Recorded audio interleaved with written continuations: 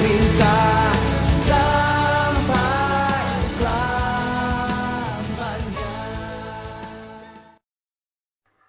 Shalom, jemaat yang Tuhan Yesus kasihi. Hari ini kita akan mendengarkan firman Tuhan lagi. Mari sebelum kita mendengarkan firman Tuhan, kita akan berdoa. Kita berdoa. Bapa di sorga, tiba saatnya kami akan mendengarkan firman-Mu. Roh Kudus pemimpin setiap kami, baik hamba-Mu yang menyampaikan maupun Bapak Ibu Saudara yang mendengar. Biar melalui firman Tuhan ini kami sama-sama diteguhkan untuk semakin mengasihi dan hidup sesuai dengan firman-Mu. Berkatilah kami dalam waktu pembacaan firman Tuhan. Dalam nama Tuhan Yesus kami berdoa. Haleluya. Amin. Pembacaan firman Tuhan pada hari ini terambil dalam Yesaya 55, Yesaya 55, ayat yang ke-8 dan ayat yang ke-9. Dengan tema, Jalan Tuhan, bukan jalanmu. Demikian firman Tuhan. Sebab rancanganku bukanlah rancanganmu, dan jalanmu bukanlah jalanku. Demikian firman Tuhan. Seperti tingginya langit dari bumi, demikianlah tingginya jalanku dari jalanmu, dan rancanganku dari rancanganmu. Bapak Ibu Saudara yang Tuhan Yesus kasihi, waktu kecil kita pasti ingin menjadi seperti apa yang kita lihat pada saat itu. Waktu saya kecil, saya suka sekali melihat film koboi. Saya pun ingin menjadi seperti koboi. Semakin bertambah dewasa, kita pun mulai berangan-angan mau menjadi seperti apa. Saya tidak pernah punya pikiran untuk menjadi seorang hamba Tuhan. Tetapi apa yang saya angankan dengan apa yang terjadi kemudian dalam hidup saya, semua di luar kemampuan saya untuk memahaminya. Tapi satu hal yang pasti, Tuhan punya rancangan dalam hidup setiap orang. Ayat pembacaan kita pada saat ini berbicara tentang dua hal. Yang pertama, Allah telah merancangkan segala sesuatu dalam hidup kita. Dan rancangan itu selain mendatangkan kemasyuran atau kemuliaan bagi namanya, juga akan mendatangkan kesejahteraan bagi umatnya yang Ia kasihi. Kita bisa lihat dalam ayat 12 dan ayat yang ke-13 dalam Yesaya 55. Yang kedua, walau demikian, hal ini tidak meniadakan kebebasan manusia untuk menentukan langkahnya sendiri. Manusia yang memiliki pikiran dan kehendak bebas dapat memutuskan apa yang akan ia jalani dalam hidup ini. Tetapi Bapak Ibu, Saudara, kita harus ingat apa yang firman Tuhan katakan dalam Amsal 16 ayat 9. Di situ dikatakan, hati manusia memikir-mikirkan jalannya, tetapi Tuhanlah yang menentukan arah langkahnya. Nah, ayat ini atau pasal ini menyatakan bahwa Allah adalah penentu tunggal dari segala sesuatu. Hasil pertimbangan manusia itu berasal dari Allah. Amsal 16 ayat 1. Bersih tidaknya perbuatan seorang, Tuhanlah yang menjadi standar penilaian itu. Amsal 16 ayat 2. Sukses atau tidaknya seorang dalam kehidupan tergantung pada diikut sertakannya Tuhan atau tidak dalam kehidupan itu. Amsal 16 ayat 3. Untuk segala sesuatu Tuhan sudah menentukan tujuannya. Amsal 16 ayat 4. Berkenan kepadanya adalah kunci kehidupan yang dilindungi Allah, walau harus berhadapan dengan berbagai tantangan dalam hidup ini. Amsal 16 ayat 7. Bahkan rencana dan strategi manusia nampaknya menjadi percuma, karena pada akhirnya Tuhanlah yang menentukan arah langkah hidupnya. Amsal 16 ayat 9. Nah, Bapak Ibu, kalau kita merenungkan ini, mungkin ada pikiran dalam hati kita, wah, apakah dengan demikian kita berkata Allah curang, Allah egois, karena Ia sendiri yang menentukan segala sesuatu dalam hidup kita. Bagaimana dengan diri saya? Apakah saya tidak bisa memutuskan diri saya sendiri, keputusan saya sendiri?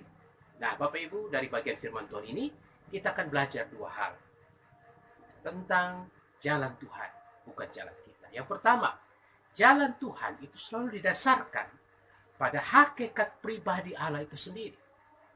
Jadi Bapak Ibu, kalau kita belajar tentang jalan Tuhan itu selalu ada kaitannya dengan pribadi Allah. Nah, Bapak Ibu, tidak ada seorang pun yang tahu apa yang akan terjadi dalam hidupnya. Orang yang tadinya miskin kemudian menjadi kaya.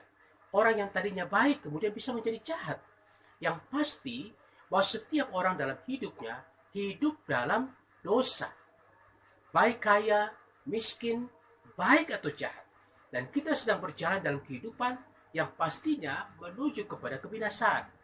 Kita dapat memilih menanggapi kemurahan Allah melalui Yesus Kristus atau sebaliknya, terus berjalan dan berakhir pada kebinasaan.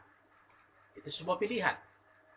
Ayat 6 katakan, carilah Tuhan selama ia berkenan ditemui, berserulah kepadanya selama ia dekat. Allah selalu mendasari segala perbuatannya berdasarkan kasih dan kesetiaannya.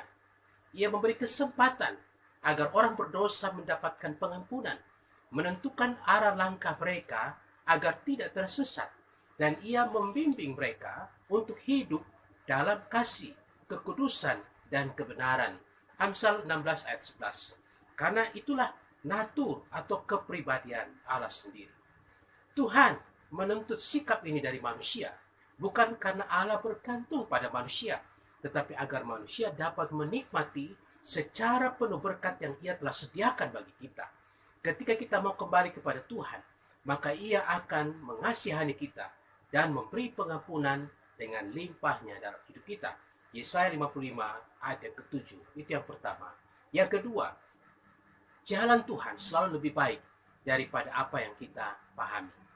Seorang anak berusia 7 tahun marah kepada ayahnya karena ia dilarang bermain kembang api. Padahal beberapa malam sebelumnya ayahnya justru mengajak anaknya bermain kembang api. Maka dengan marah ia berkata, kalau ayah yang mengajak boleh, tapi kalau aku tidak boleh. Ayah curang, ayah egois.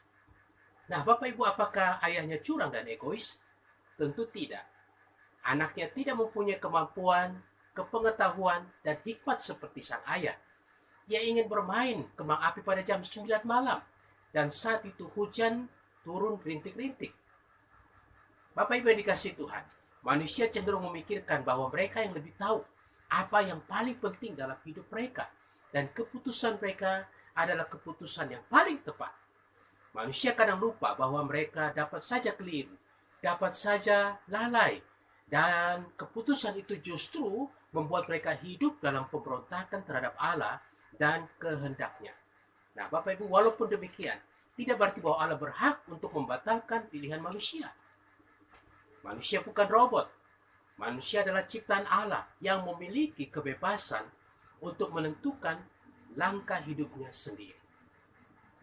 Kita harus menyadari, kita sangat terbatas memahami kehidupan ini.